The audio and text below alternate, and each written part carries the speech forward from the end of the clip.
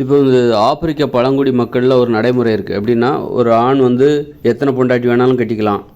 ஆப்பிரிக்காவில் சில பழங்குடி மக்கள்கிட்ட இது மாதிரியான நடைமுறை இருக்குது. எப்படின்னா, ஒரு ஆண் வந்து எத்தனை பொண்டாட்டி வேணாலும் கட்டிக்கலாம். அது மாதிரி அதே நேரத்தில் ஒரு பெண்ணை அவன் தேர்ந்தெடுக்கிற முறையை பார்த்திங்கன்னா, அவளை வந்து கம்பை வச்சு அடிக்கிறான். ஒரு நல்ல சின்ன மூங்கில் குச்சி மாதிரி நீளமாக இருக்குது, அதை வச்சு முதுகில் அடிக்கிறான். எந்த அளவுக்கு அவள் தாங்குறாளோ அவளை அவன் கல்யாணம் பண்ணிக்கிறான். எல்லா ஆண்களும் வந்து பெண்கள் வந்து வரிசையாக வந்து அடி வாங்குறாங்க, நல்லா அடி வாங்குறாங்க முதுகில். அவங்க டான்ஸ் ஆடிக்கிட்டே இருக்காங்க, இவன் நல்லா அடிக்கிறான். அந்த கம்பு வச்சு விளாசுறான். அவங்க நல்லா முதுகில் அடி வாங்குறாங்க. சதெல்லாம் பிஞ்சு தொங்குது, ரத்தம் ஊற்றுது.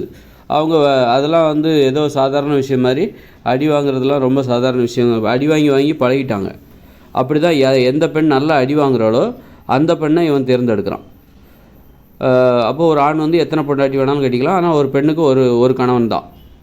அப்போ இந்த மாதிரி நடைமுறை. அப்போ இது என்னென்னா, ஒரு கலாச்சாரங்கிற பேரில் பெண்களை வந்து கொடுமைப்படுத்துகிறாங்க. பெண்களுக்கு எதிராக ஒரு மிகப்பெரிய அநீதியே நடக்குது. அப்போ அவங்க பழங்குடி மக்கள் அவங்கள நம்ம வேடிக்கை பார்க்குறதுக்காக அவங்க அந்த மாதிரியான ஒரு பெண்களுக்கு எதிரான கொடூரங்களை இந்த உலகம் பார்த்துட்டு சும்மா இருக்குது.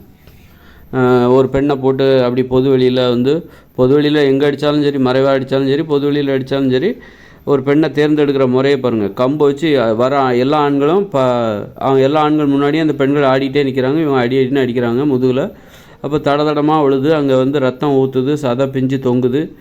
அவங்க வந்து அடி வாங்கியே பழகிட்டாங்க போலுக்கு. யார் நல்லா அடி வாங்குறாங்களோ அவங்க தான் வந்து வரவேற்புக்குரியவர்கள், சிறந்த பெண் அப்படிங்கிற மாதிரி அந்த பெண்களை தான் வந்து ஆண் தேர்ந்தெடுக்கிறான். அப்படிங்கும்போது பெண்கள் வந்து அடி வாங்குறதுக்கு போட்டி போடுறாங்க. அப்போது இந்த மாதிரி கலாச்சாரம் இது வந்து ஆதிவாசி பழங்குடி மக்கள் அப்படின்னு சொல்லிட்டு இதை டூரிஸ்ட் போய் வேடிக்கை பார்க்குறாங்க. அப்போது அங்கே வந்து அவன் எத்தனை கல்யாணம் வேணாலும் பண்ணிக்கலாம். அப்போ இப்படிப்பட்ட ஒரு முட்டாள்தனமான ஒரு நடைமுறை பெண்களுக்கு எதிராக அங்கே வந்து சித்திரவதை நடக்குது அப்படின்னா, அது இந்த உலகம் வந்து ஒரு கண்காட்சி போல் வேடிக்கை பார்க்குது. அப்போது வந்து இதையே இப்படி வேடிக்கை பார்த்தாங்கன்னா, ஒருவேளை வந்து உடன்கட்டை ஏறுதல் இருக்குல்ல, அதை கூட வேடிக்கை பார்ப்பாங்க போல. இப்போ நடந்தால் கூட வேடிக்கை பார்ப்பாங்க போல. டூரிஸ்ட் போய் உடன்கட்டையை வந்து வேடிக்கை பார்த்தா எப்படி இருக்கும்? அதுபோல் தான் இதுவும். உடன்கட்டையை ஏன் நிறுத்தினாங்க? அதுக்கு எதிராக ஏன் போராடினாங்க? உடன்கட்டை ஏறுவது, ஒரு பெண்ணை வந்து ஒரு கணவன் இறந்துட்டான்னா அவனுடைய அந்த உடல் எரியும் போதே அதுலேயும் அவன் மனைவியும் ஏற்றி கொலை பண்ணுறதுங்கிறது, எரித்து கொள்றதுங்கிறது வந்து எவ்வளோ கொடூரமானதோ அது மாதிரி தானே இதுவும். பெண்களுடைய அறியாமை அதுவும் அந்த பெண் வாண்டடாக தானே போய் அந்த தீயில் இறங்குறா. அதே மாதிரி இந்த பெண்களும் விருப்பப்பட்டு போய் அடி வாங்குறாங்க. அப்போ அதை மட்டும் ஏன் இந்த உலகம் வேடிக்கை பார்க்குது? இப்படி கலாச்சாரங்கிற பேரில் பெண்களை அடிமைப்படுத்தும் போது இந்த உலகம் அதை வேடிக்கை பார்க்குது. ஒரு கண்காட்சி போல், சுற்றுலா பயணிகளை போல் இந்த உலகம் அவர்களை வேடிக்கை பார்க்குது. புதுமையாக இருக்குது அப்படின்னு சொல்லி வேடிக்கை பார்க்குறாங்க. அல்லது வந்து மனசுக்குள்ளே ஒவ்வொருத்தருக்கும் ஒரு கேள்வி இருக்கும், இது வந்து சுத்த பைத்தியகாரத்தனம், மனிதத்தன்மையற்றது அப்படிங்கிற அந்த கேள்வி, அது அப்படிங்கிற ஒரு புரிதல் எல்லாத்துக்குமே இருக்குது. சுற்றுலா பயணிகளுக்கும் ஒன்றும் அறிவு இல்லாமல் இல்லை, அவங்களுக்கும் இது இருக்குது. ஆனால் வேடிக்கை பார்க்குறாங்க அவங்க கலாச்சாரங்கிற பேரில். அப்போ அந்த இடத்துல அந்த மக்களுக்கு வந்து எதாவது விழிப்புணர்வு ஊட்டுவதற்கு பள்ளிக்கூடங்களை கட்டணும், இப்போ கண்டிப்பாக படிக்கணும், கட்டாய கல்வியை கொடுக்கணும்.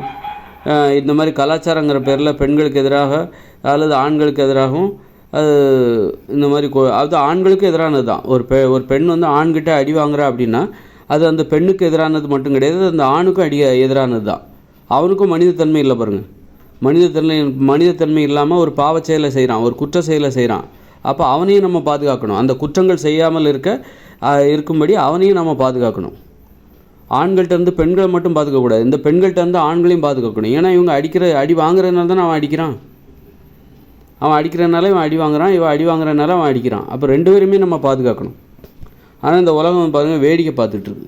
கலாச்சாரங்கிற பேரில் இதெல்லாம் ஒரு கண்காட்சியை போல், சுற்றுலா பயணிகள் போன்ற ஒரு மனப்பான்மையில் இந்த உலகம் வந்து அதை வேடிக்கை பார்த்துட்ருக்கு. அப்போது இதெல்லாம் வந்து என்ன சொல்கிறது?